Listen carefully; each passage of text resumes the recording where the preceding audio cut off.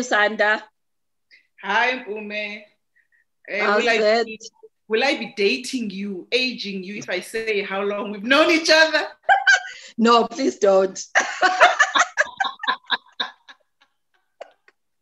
It's been a while. It's been a minute or two. So I need you to introduce yourself. I find that people do better jobs when they introduce themselves than me. I might be the exception to that. I probably do better once people ask me questions. But anyway, my name is Lusanda Jiya. For having changed career so many times, I now introduce myself as an independent consultant. But I've done quite a few other things before that. I don't know how much more I have to say. No, we'll unpack it just now. So let's just start. Okay. So talk to me about where your career started. What did you study at university and what was your first career? Okay. At university, I studied, even then, quite a variety of things. I was one of those people who didn't do my degree in 3 years because I changed majors and did things like that somewhere along the way, and so ended up with a number of interesting mix of credits, I think. But essentially, I studied English and legal theory in my junior degree. I then, in my postgrad studies, went to study education.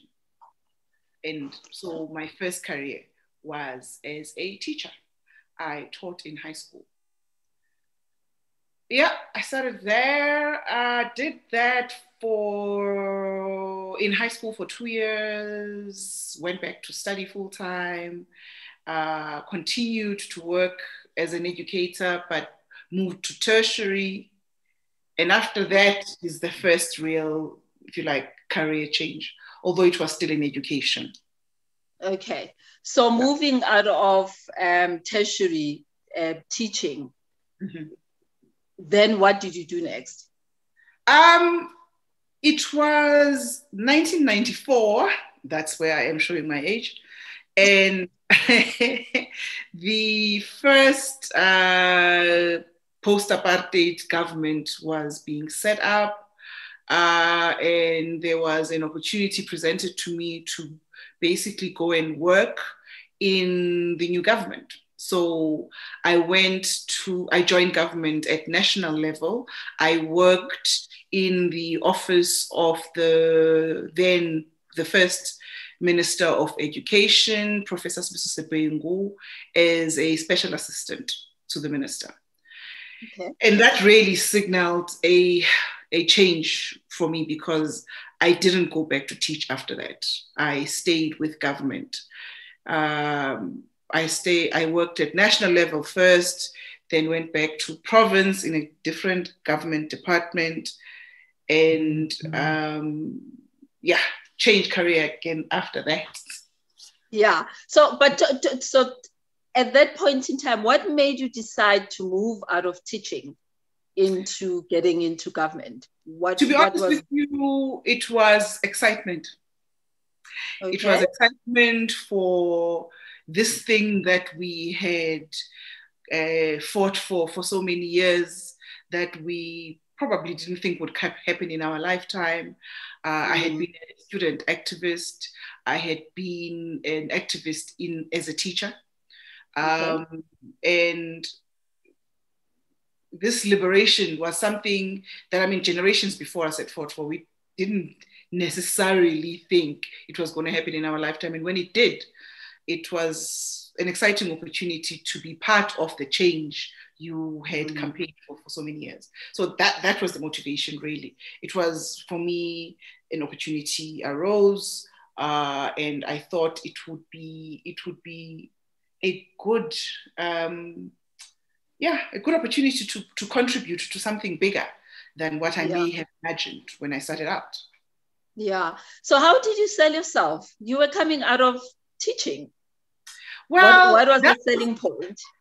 Interestingly, the easiest of the sales I've had to make in my career transitions, because I was a teacher. I had worked in the education sector. I knew stakeholders in the education sector. I had, in my role as a teacher and in my role as an activist in the teacher unions at the time, I had engaged with government, specifically the education department. So I kind of knew how it worked in a sense. It was not something wholly new. So that was, of all the career transitions I've made, probably the easiest one, because it was in the same field. Yeah. So it would be, it was still in the same industry, if you want to call it that. Yeah, it was. Yeah. It was still education. It was still education. Okay. So out of so because then you went into education at national. Did you then continue into education in the province as well, or did you move to something else? Actually, I didn't. I moved to the Department of Arts and Culture from education. Okay. Yeah, that was interesting because I didn't think I knew anything. I had applied for a position in that department that was more related to what I was doing, I thought. Okay. The position was for a deputy director in language and linguistics. Okay. Basically. So the transition was, I had studied education, I had a master's in English. It was arts and culture, but it was still allied to language, which was what I'd specialized in. So that's the role I applied for, but it's not the role I was given. Okay. So what happened? I think in that instance, it was a matter, once sometimes you are lucky enough in your path to come across people that have faith in you, that think you can do more than what you've even thought of doing. I think that was the case, because the person who was head of the department at that time, this provincial directorate, simply asked me, she contacted me and told me she would like to have me on board, but she actually has a different role in mind, and would I consider it? And I think possibly in a similar way to where I was excited for the opportunity to work for national government, I thought, okay, here's something different. It's related to what I've done, though not completely the same. Let's see. And it proved to be a very interesting role, because essentially we were starting up a new directorate for arts and culture in the province.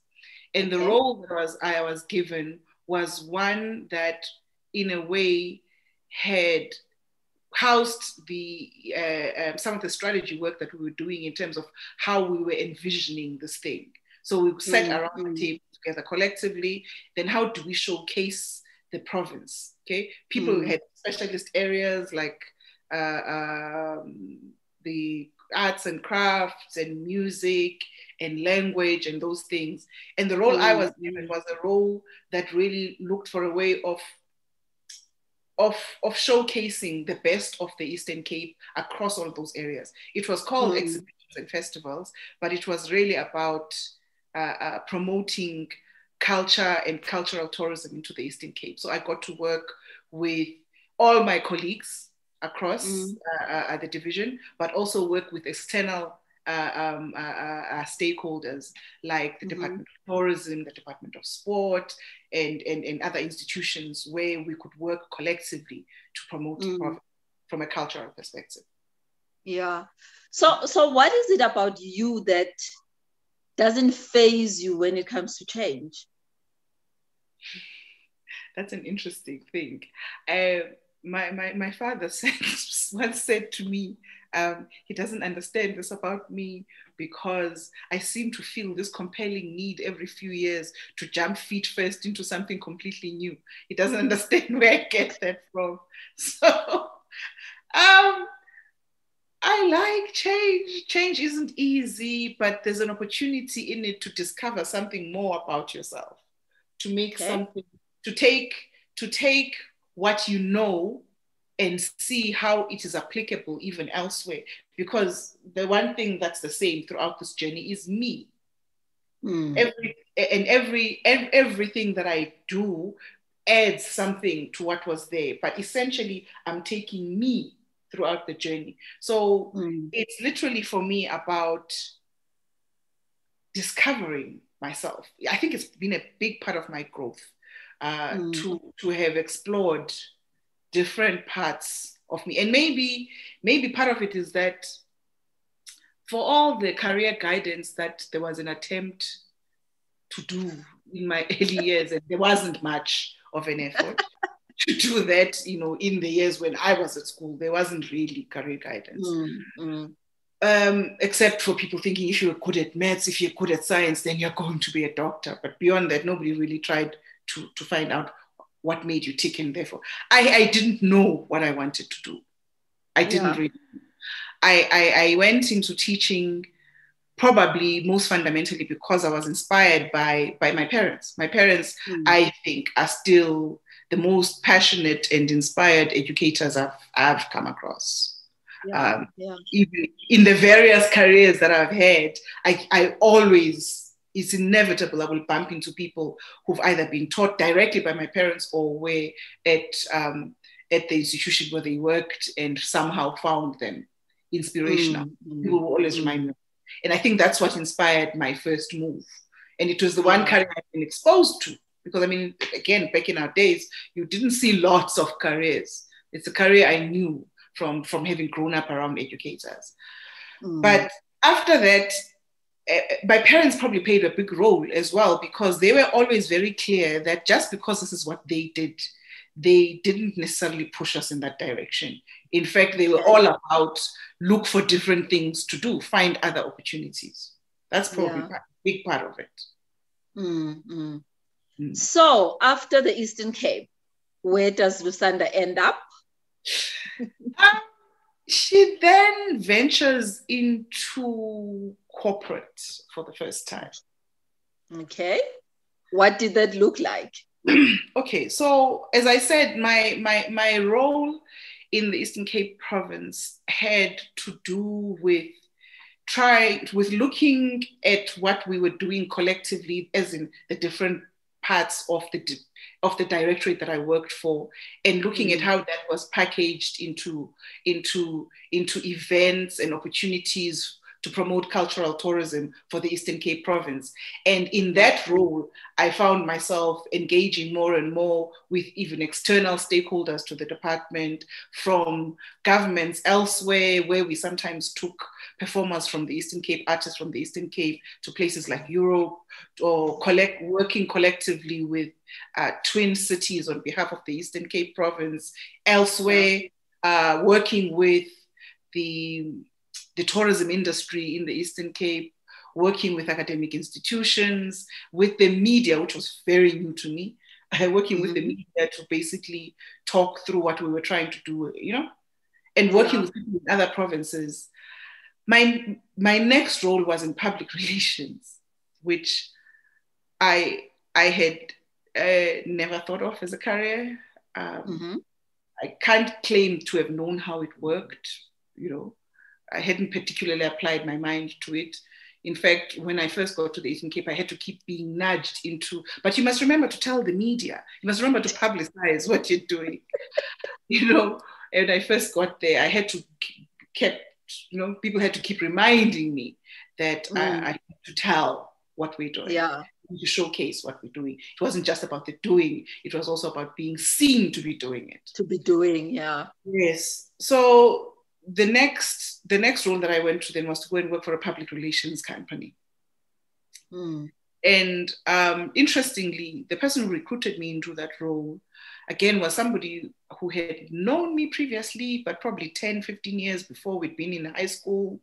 And I had literally just inquired about work opportunities, because I had decided, after having come to Johannesburg, Pretoria, then gone back to the Eastern Cape for 2 years, I now wanted to come back to Gauteng again. So I literally asked initially out of informal conversation. And then somebody told somebody who told somebody, and then they were recruiting, and there was a conversation. We have a role. This role has to do with research for our clients about why it is that the transformation and communication programs they've embarked on aren't really working. Now, in part because I'd studied at postgrad level, I'd done research, and my exposure in the Eastern Cape, I thought it sounded interesting. Okay. And I also thought it was a safe way of getting into public relations that I didn't know a hell of a lot about from a perspective of research, and I could learn more about it as I went through. So I managed a few clients, but a lot of the work that I did, especially in the first year, was literally going in to do surveys where we conducted focus groups, we did questionnaires, we then produced reports that said, this is what's happening from the perspective, especially of your internal stakeholders. By the way, I didn't even know the terminology about stakeholders at the time. I call them that now. But back then I didn't know that word. But the idea was to try and uncover why it was that it was 4 or 5 years after 3 and 4 years after 1994, everybody had embarked on a transformation program, and yet somehow the change wasn't happening. And with any experience of working with people, you will know that whenever people are going through change, one of the things they complain a lot about is communication. They will say that there's no communication, I don't know what's going on, which, by the way, I discovered very early. By which they did not mean I don't get enough newsletters from the PR department.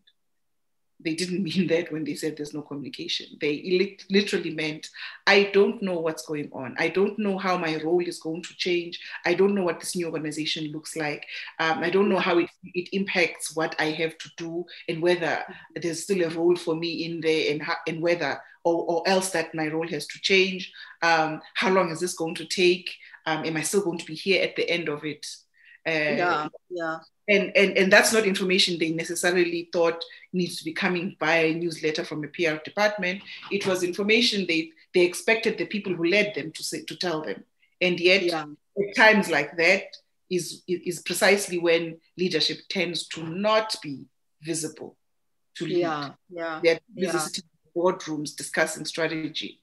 They're not engaging with the teams they lead directly and telling them what's happening. They think it's enough to send out the newsletters. So I learned about that kind, that was my introduction to the world of public relations. As I stayed a little bit longer, it is actually what became the segue to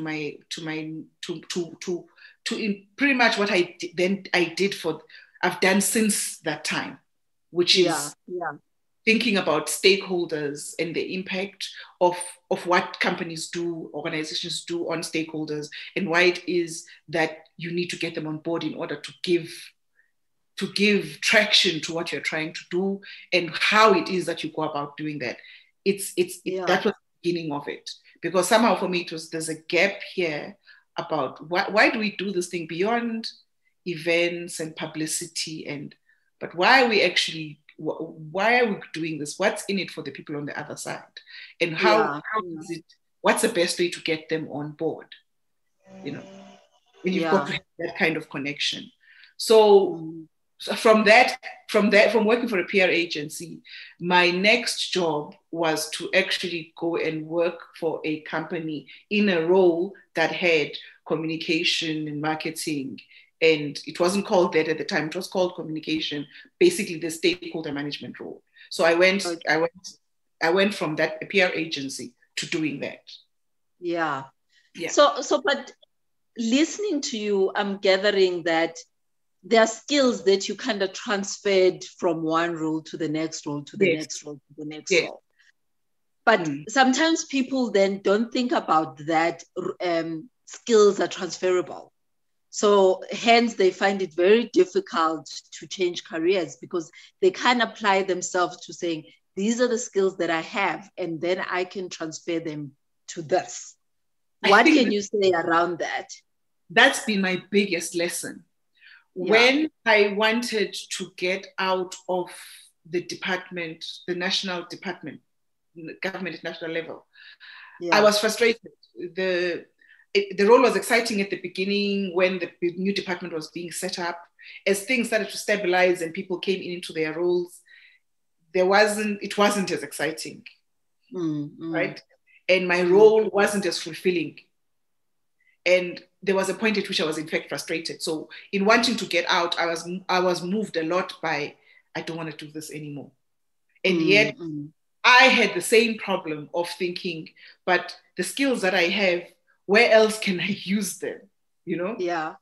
Feeling that the only way I could go was, so do I go and look for it? Do I go looking in an academic institution to go and teach again?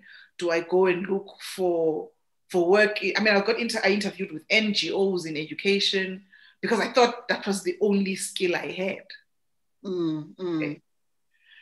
But this opportunity that I got, as I said, it wasn't precisely my plan. I had applied for a role that I thought was more aligned to what I knew. Yeah. And yet I found that in the new role, I had in fact acquired skills that I could use in the new role. For instance, just one example, one of my roles in working with the national minister, what was missing and the reason that they decided to bring in a special assistant was that in the transition from the apartheid era to the new government, the stakeholders changed. So the people who sat in the minister's office who came from the old department didn't know the new role players. I mean, a simple example would be, they didn't know who a Blade Nzimande was at the time. So if such a person asked to meet the minister, looked for an appointment to meet the minister, they didn't know that they should agree to that appointment because they didn't know who this guy was. Okay? And this was days slightly before Google, when you couldn't just go out and find out who the person is. So a big part of what I did was actually be the liaison between the minister's office and various stakeholders that were interested parties in what we were doing. I got to travel with him when he went to meetings. I was in the background. I didn't have a role to play in the actual meetings, but in setting up the meetings, in being there, in understanding what needed to be fed back into the department when we came back, or if he was going to speak to different, I mean, I attended international conferences with him and things like this. So apart from the content of education, which I had a solid backing in, I did acquire the skill of working with very different sets of individuals, but I hadn't thought about it. I didn't see it like that until I saw myself in this role and suddenly found that there were things I could do because in fact I did learn how to do them somewhere else. One thing new was the media, because that had not been my role. So the one I had to keep being reminded, but you have to tell people that you're doing this, you know, which became handy, by the way, when I went into the PR company later, that I'd had those kinds of work. So for me, that's what if there's one fundamental thing that I've learned, it's literally that there's no skill that you have gained that becomes useless later on. It's not true. It's simply not true. In fact, in my current role, I'm finding myself doing things that, you know, I had to do work for a client in insurance. The insurance company for my current work that I do. And I suddenly, when I was now reading up, I remembered that, you know, way back in the day when I worked in PR, I had a client in this business and these were some of the issues, you know, and this is how we dealt with them and how we assisted them. So, it's fascinating because you get reminded as you do that in fact I do have this knowledge and skill. I did learn it somewhere else before. So for me, that is probably one of the biggest lessons. And as I've gotten older and gotten more experience, gotten into other careers, I have found that I no longer feel the need to defend that I don't have a particular set of skills. What I can do is to speak about the skills that I've gained and to understand how I transfer them into a new setting. That for has been, I found that very empowering, because I've learned that there's absolutely nothing that you have learned as a skill in a previous setting that becomes useless in a new one. It's not true. No, I fully agree. And that's what's at the core of career transitioning. True. The element of being able to transfer the skill. And sometimes the thing is, you need to be intentional, and you need to understand what your skills are. You need to sit down and literally go, these are the skills that I have. Or else sometimes you just don't even think about it, as you say. Like, no, it's just something, I can attest to that. I've been more intentional later in my life, because even as I was transitioning to where I am now, before I settled into actually starting my own business, especially with COVID and all these things that are going on, you are still tempted to think, maybe I should just be looking for a job,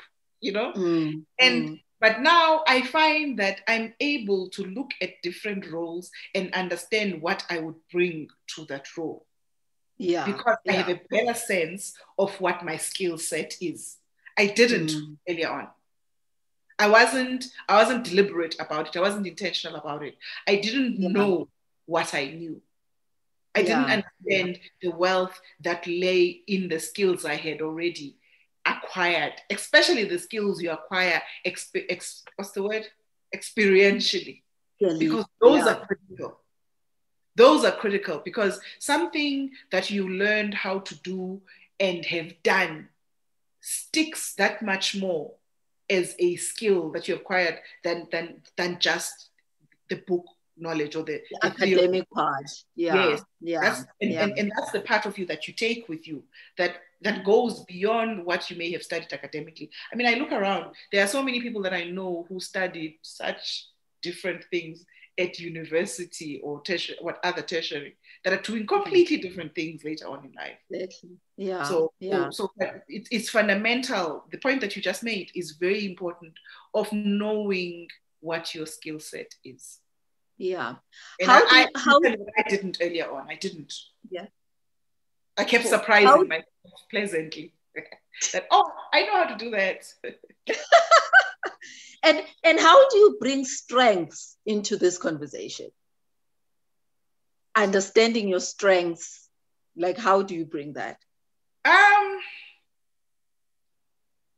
That's probably, again, one of those things that I've learned through time that I didn't do so well earlier on. So people are being more intentional about career transitions, because the earlier ones were not very intentional. They were driven by I don't want to do this anymore. I really don't want to do this. But I wasn't even clear that I don't want to do this, as opposed to I don't want to be here. I wasn't that clear. Until, for instance, about teaching, somebody said to me, and I'm digressing, when I was frustrated and wanting to get out of education, somebody said to me, I don't understand. You're just being spoiled. Why don't you just go back and teach then? And I knew in that moment only did I realize that I actually don't want to teach.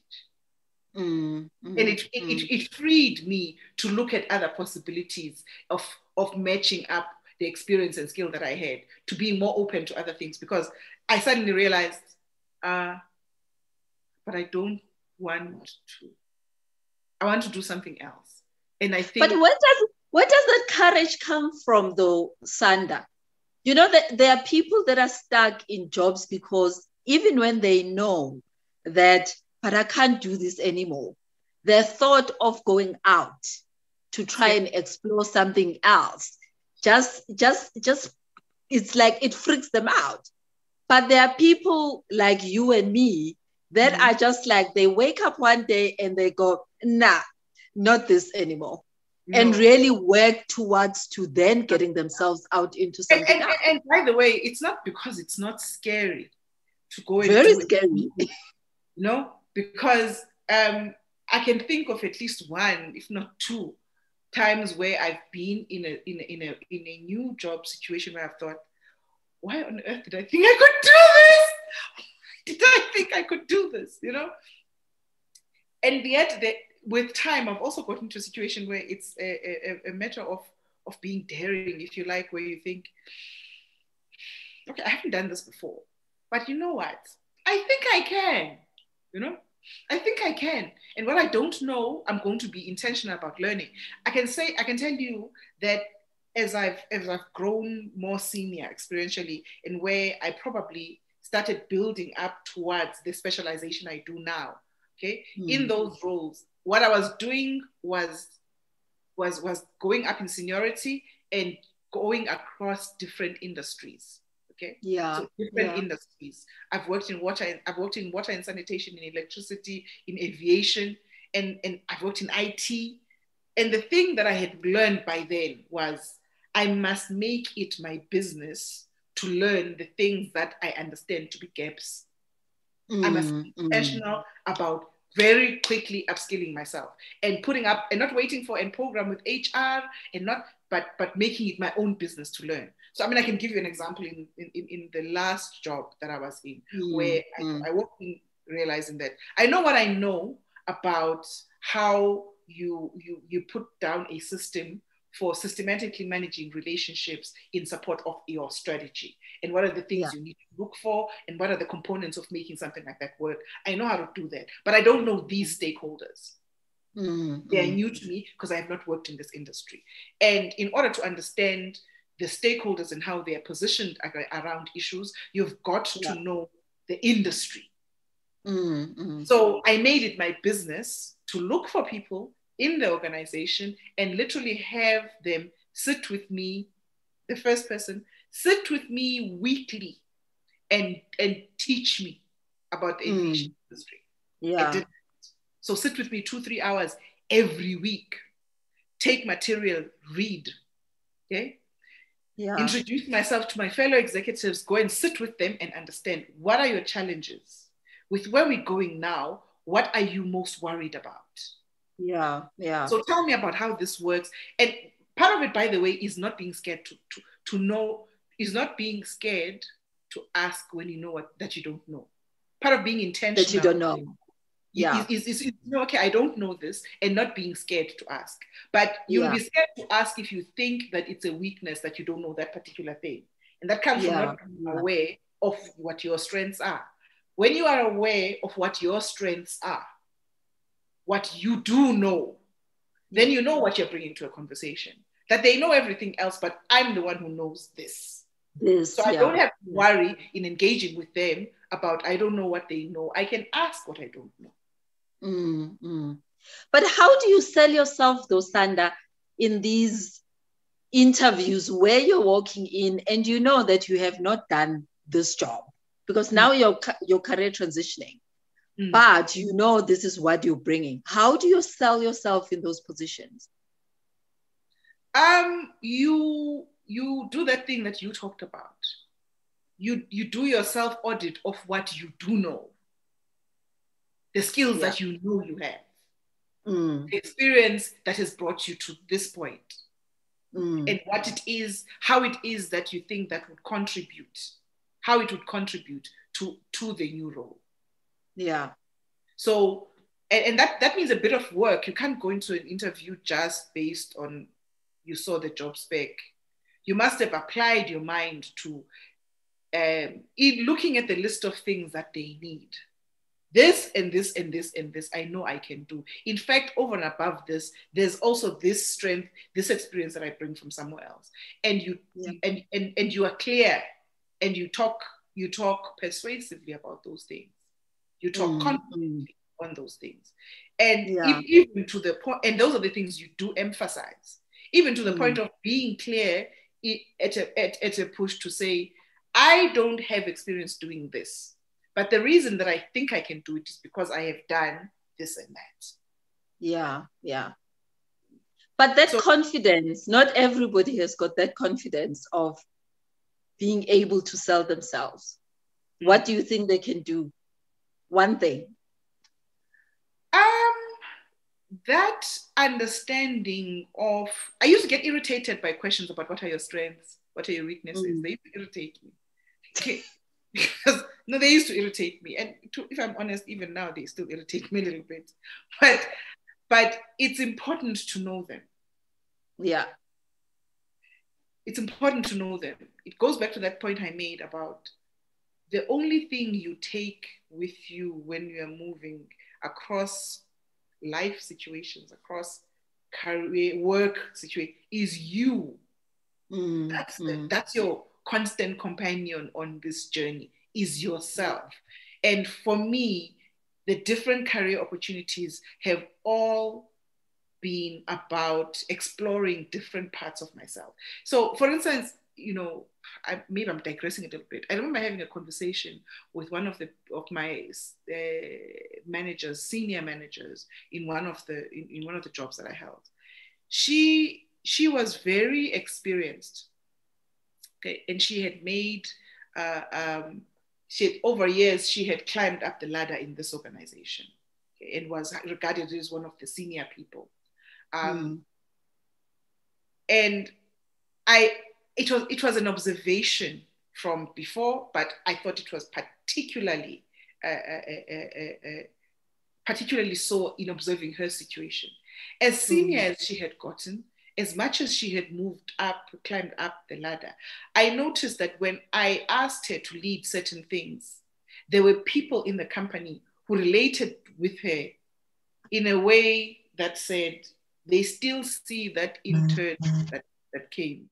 The downsides of staying in one place doing one thing is that if you're only engaging with those people and you never give yourself the opportunity to test what you know against others who may do similar or different things. And I think a big part of the confidence, it does come from actually immersing yourself in new and different things. You've got to do it. If you're not doing it in your career, for a start, do it in other things in your life. Yeah. So that you understand that as a human being, even yourself, you are not static. You have grown. The difference between you now and you 10 years ago is something that you are aware of. Yeah. So to begin to understand that you've not in fact stood, even when you think you've stood still, you probably haven't. And so, because I remember this colleague that I'm speaking about now, she would get very frustrated to the point of even tears at how certain people treated her, because she had grown. She'd studied further, she'd grown her skill set, but they still saw her only in one way. Yeah.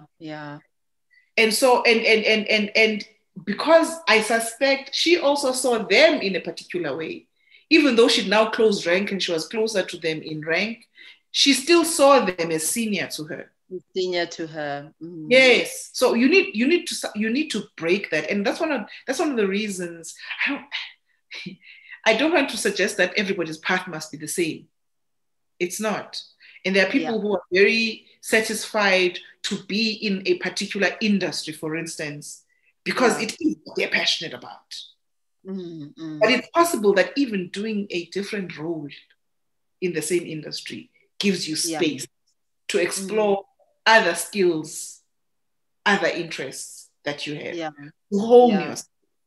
So maybe one of the things that you can do if you feel stuck, you're scared to make a jump into something completely different, is to maybe start by looking for different opportunities in the organization you currently work for, and not just the things that you've always done. Because I guess it is true that there is some truth to that. People, we have different personalities and things that we are, what's the word I'm looking for? That we have the aptitude and propensity for, possibly. Okay, there are some people who are specialists and they thrive like that. Being specialists, they know a hell of a lot about what you could see as a narrow field, but they're specialists. It's what they know and know better than anybody else. And it's what they constantly are learning about and teaching themselves and they become experts. You also have generalists, and I consider myself a bit of a generalist, probably more of a generalist than a specialist, because I'm one of those people who knows a little bit about a lot of things. Yeah. Okay. Although there is a special area that I would call myself, very a specialist in, but I'm one of those people who know a little bit about a lot of things, so who can find a way in just about in any conversation to relate to something that I know or that I've done, that I've had experience of.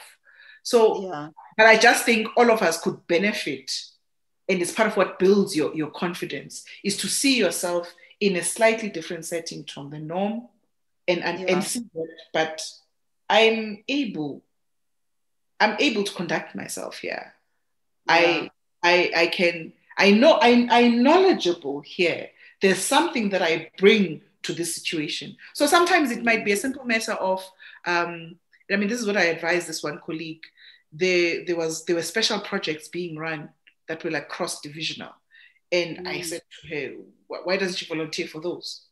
Yeah. Because in working in a cross-functional team that's about a specific project, she's bringing into that team her own expertise from where she comes from, but in that team, she's going to have exposure to what other people are doing. As you know, companies tend to operate as silos. Yeah. That you don't often have sight of what other people are doing, even when what you're doing is supposed to be complementary. And sometimes working in the kind of project space gives you that opportunity to know what other people are doing. And who knows, coming from that, that happened, again, different colleague, also she. The exposure to projects made her want to move to work in a different part of the organization. And the opportunity that was brought by the fact that she was now exposed to the work that was happening there. And in the process of working in a project space, she had come to know people. So she had expanded the network even internally, and knew when she knows she doesn't know something, she knows where to go and get the information. Yeah. So I think what I'm taking from what you're saying is the exposure is big, but it's putting yourself out there and literally be willing to explore other things, because if you're not willing to explore other things, then there's no point. And the networking component, because now when you're exposed to different spaces, then you're going to meet different people. And chances are, when somebody in sales get to know that you are looking for something, they might say your name, you know what I mean? So, and they might then talk to you about other opportunities that are coming up in the business. Last question to you, Sanda. Do you think you found your passion? I think I have. Yeah. But although I will tell you that my life and career in particular has been such a roller coaster ride, that the one thing I've learned is never to say never to anything. So I would not be hugely surprised if I learned in 5 years' time that I'm now doing something else that's completely different. But what I'm doing now almost feels like the culmination of everything that I've learned up until this point. That place where it comes together. Yeah. And it almost feels like if I had never gotten the opportunity to do this, there would have been something missing in my life. It is the one place where waking up at 2:00 in the morning because an idea comes to my head is not stressful to me, because it literally is pulling, it feels like pulling together different parts of myself into a purpose. So I definitely feel like I've uncovered my passion. That's great to hear. I get excited about people that are living their passion. I don't even take it further to purpose, because I think purpose can be it's a journey. You know what I mean? Very true. Yeah. So for me, when you've just found your passion and you're doing things that you're passionate about, I get excited. That you find meaning in, that it is fulfilling at a level beyond the cash you get at the end of a month to be doing this. Yeah. It inspires you daily to do it. And you can be multi-passionate, and as you are, you know, you do your stakeholder management, independent consulting, and now you are also a businesswoman. But I think that's another story for another day. Absolutely. But what I can tell you is you are correct, because I find that these things are equally part of me. They're very different, but they are both deeply, intrinsically expressions of me and who I am. I find that I can tell you this other part that we might talk about on another day has been my lifesaver through the lockdown period. The creativity of it has been brilliant for my mental health. Wow. And through the work that I've done, it's spilling over to how I've managed to keep the part that was my original business that I started with on the stakeholder relations and the training. It gave life back to it after a time where basically lockdown shut us down and threw away the keys for a period. Passion sustained me, and I've been able to inject it back too, which is why I'm very clear on a daily basis that the two things I'm doing equally speak to parts of me, of who I deeply speak to who I am, both of them. So how do people find you if they want to get in touch with you? Maybe in one sentence, what is this other business that you're doing? The other business that I'm doing is a fashion design business. Essentially, my passion about fabric, which has been there for years, for decades. And when I had an opportunity to travel through the African continent, I was always collecting fabric. By the time I was done, I had boxes of it in my house. And I mean, I've always said for the last good 15 to 20 years, my clothes get made for me. I decide what I want in the fabric, and I go to somebody to make what I want out of it. Turn that into a business. And I create clothing that's about how you dress in ways that express who you are. You know, if this speaks to you, then great. But it's literally about, and I call that business Zazise, because it's about introducing you. Understand your body shape, stopping the fight with clothes that don't work with your body shape, and understanding how you work, and therefore why it is that my clothes, I love the fact that I don't make clothes for special occasions. I make clothes that people will find reason to wear every day. One person will throw on a pair of heels and take it to work. Another one will take sneakers and take it for a jaunt in the park with their family. Another one will take it, those are the kind of clothes that I like to make. Okay. And so where do people find you on social media if they want to get in touch? On Facebook, I'm Lusanda Jiya.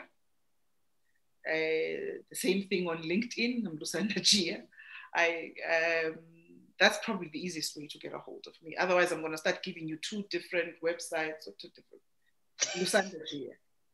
Okay. I'm also no longer averse to giving my phone number if somebody tries to reach me. It's fine. Let them find you on social media. Yes, it's my name. It's Lusanda Jiya. Okay.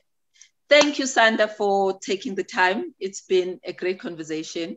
I know I've been threatening you for weeks, like, we need to do this, but it's finally happened.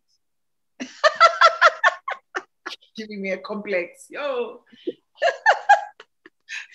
But it has finally happened. So if you're watching this, thank you for taking the time to engage with us in this change conversation with Mpumi. Please subscribe, like, share with friends. And if you also want me to interview you, get in touch. I am looking for people to have change conversations with. Thank you.